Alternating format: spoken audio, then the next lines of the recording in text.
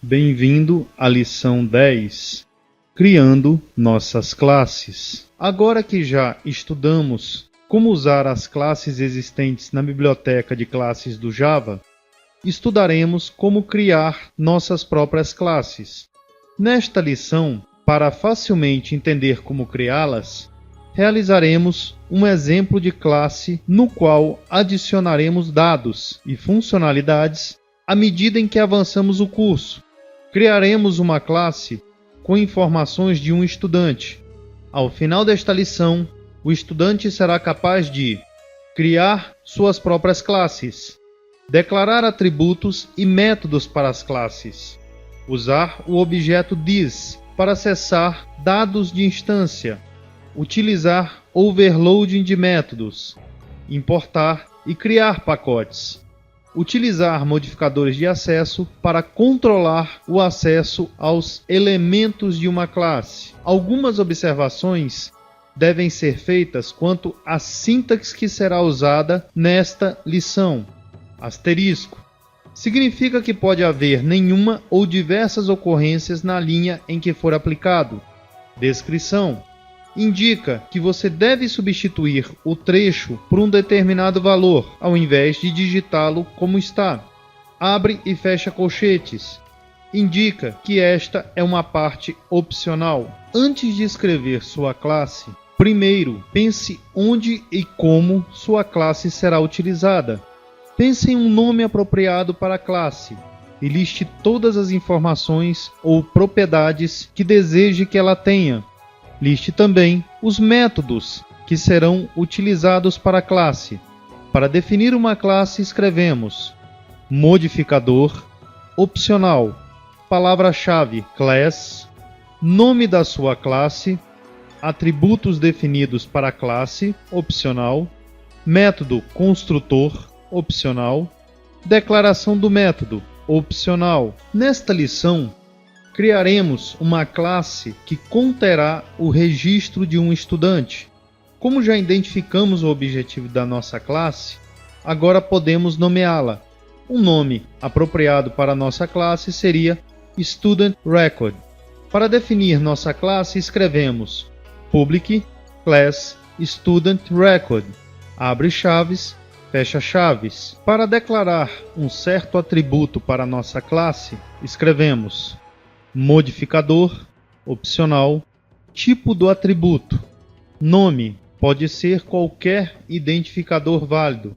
Valor inicial é o valor inicial para o atributo. Temos aqui algumas informações que podemos adicionar ao registro de estudante. Name, do tipo string. Address, do tipo string. Age, do tipo int. Match grade, do tipo double, English grade, do tipo double, Science grade, do tipo double. Além dos atributos de objeto, podemos também declarar atributos de classe, ou atributos que pertençam à classe como um todo. O valor destes atributos é o mesmo para todos os objetos da mesma classe. Desejamos obter o número total de registros para toda a classe. Podemos declarar um atributo estático que armazenará este valor. Vamos chamá-lo de Student Count. Utilizamos a palavra-chave static para indicar que é um atributo estático. A sintaxe geral utilizada para a declaração de métodos é modificador, opcional, tipo de retorno, pode ser qualquer tipo de dado, incluindo void. Nome pode ser qualquer identificador válido. Argumento, lista de parâmetros recebidos pelo método separados por vírgula. Instruções, para que se possa implementar o princípio do encapsulamento, isto é, não permitir que quaisquer objetos acessem nossos dados de qualquer modo, declaramos campos ou atributos da nossa classe como particulares. Entretanto, há momentos em que queremos que outros objetos acessem estes atributos particulares. Para que possamos fazer isto, criamos métodos acessores. Métodos acessores são utilizados para ler valores de atributos de instância ou de classe. O método acessor recebe o nome de get, nome do atributo.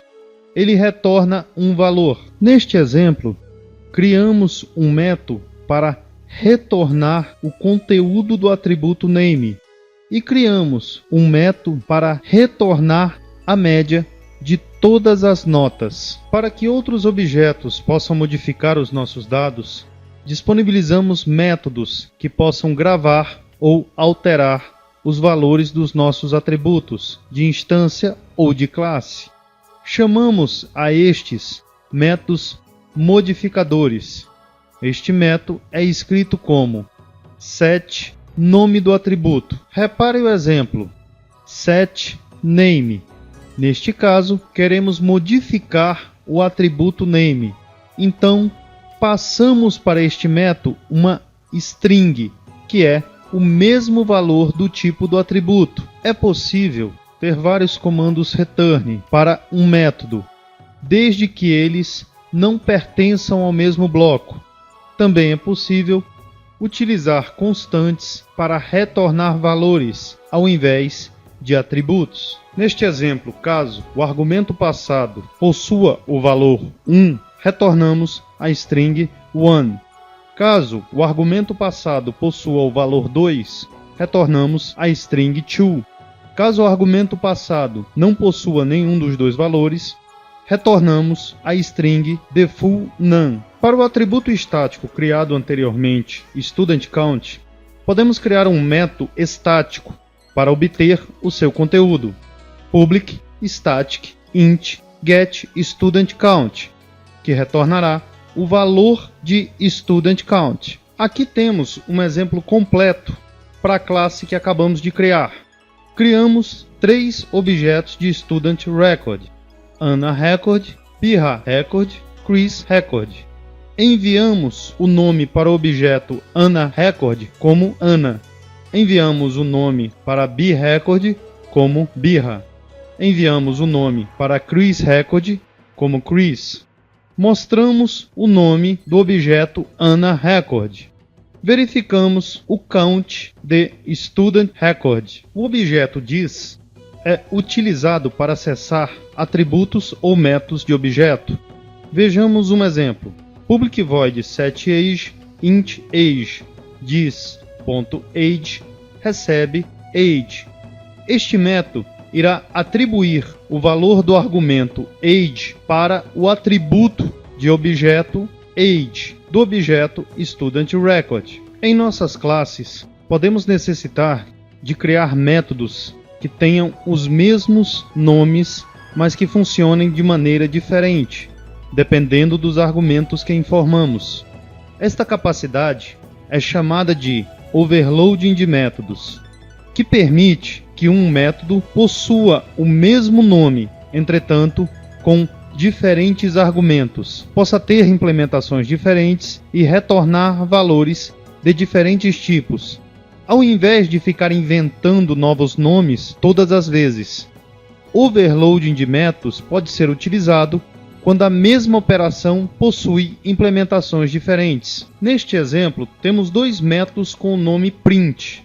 Entretanto, um deles não recebe nenhum argumento e mostrará os atributos name, address e age. No segundo caso, o método print recebe 3 argumentos: aGrade, mGrade e sGrade. Mostrará o atributo name, acompanhado de mGrade, aGrade e sGrade. Repare neste exemplo que criamos um objeto AnnaRecord, que é único. Executamos o método print das 2 maneiras. No primeiro caso, mostrará name Anna, address Philippines, age 15.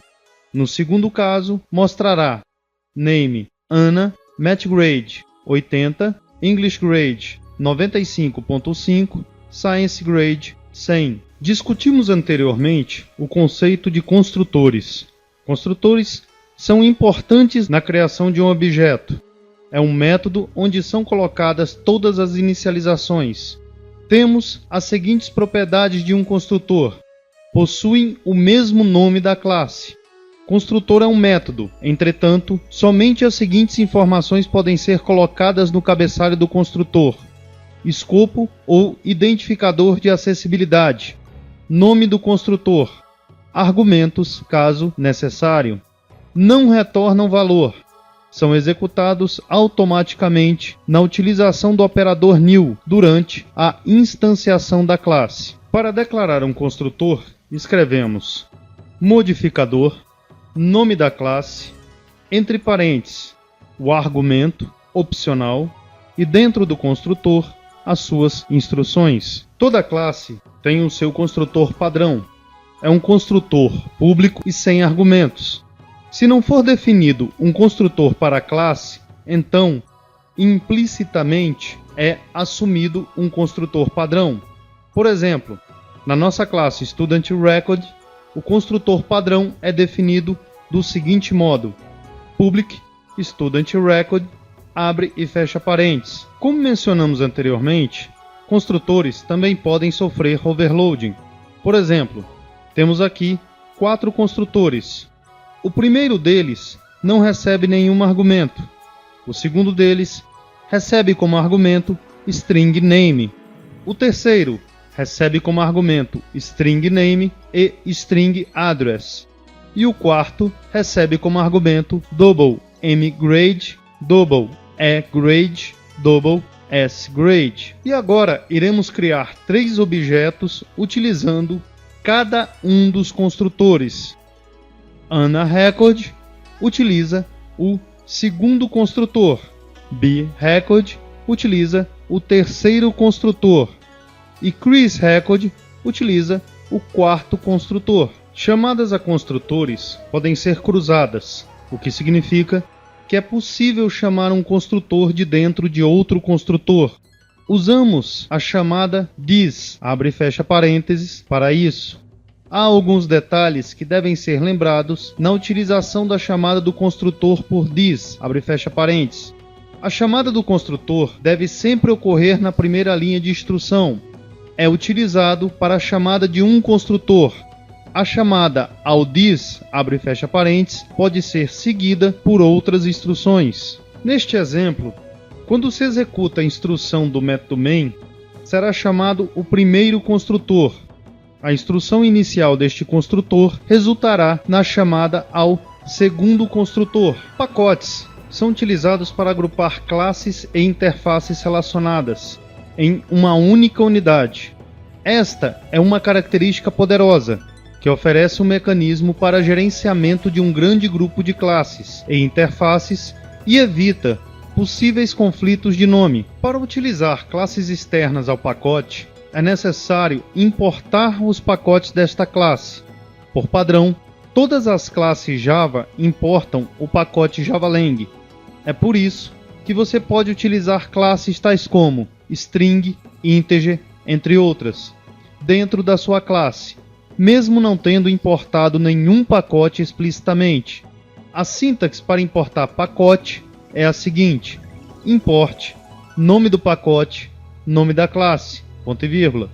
Por exemplo, se você quiser utilizar a classe color dentro do pacote AWT, é necessário a seguinte instrução: import java.awt.color ou import java.awt. A primeira linha de instrução importa especificamente a classe color, enquanto que a seguinte importa todas as classes do pacote java.awt. Para criar os nossos pacotes, escrevemos package, nome do pacote, ponto e vírgula. Pacotes podem ser aninhados. Neste caso, o interpretador espera que a estrutura de diretórios contendo as classes combinem com a arquitetura dos pacotes. Suponha que desejamos criar um pacote onde colocaremos a nossa classe StudentRecord, juntamente com outras classes relacionadas. Chamaremos o nosso pacote de SchoolClasses.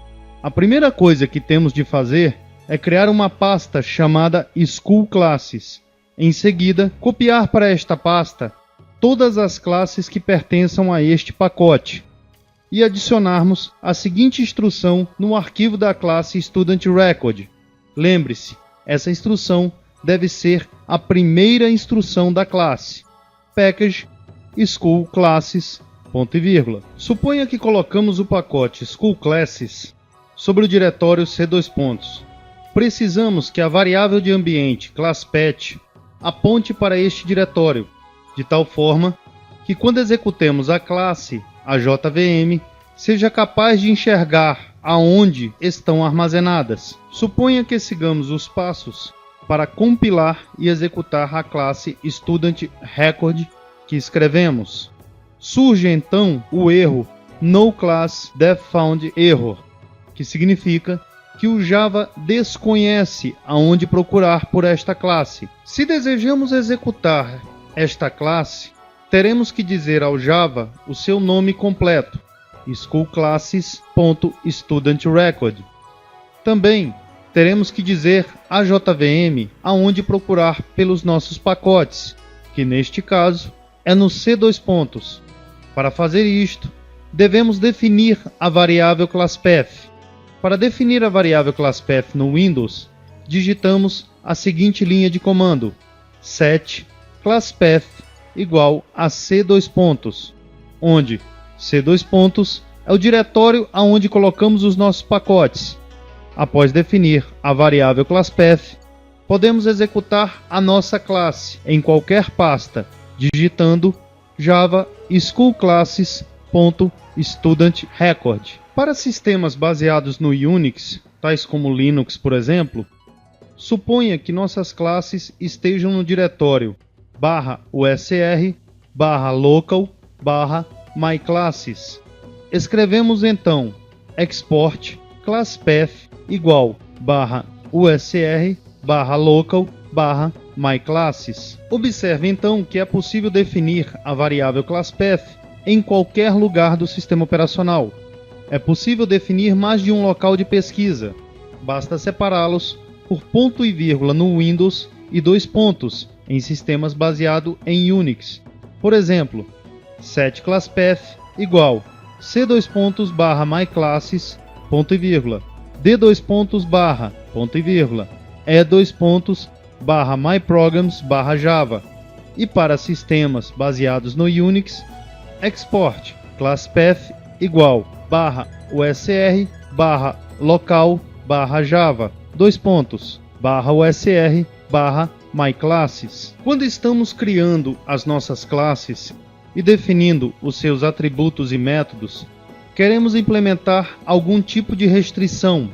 Por exemplo, ao desejar que um certo atributo seja modificado apenas pelos métodos dentro da classe, é possível esconder isto dos outros objetos que estejam usando esta classe. Para implementar isso, no Java temos os modificadores de acesso.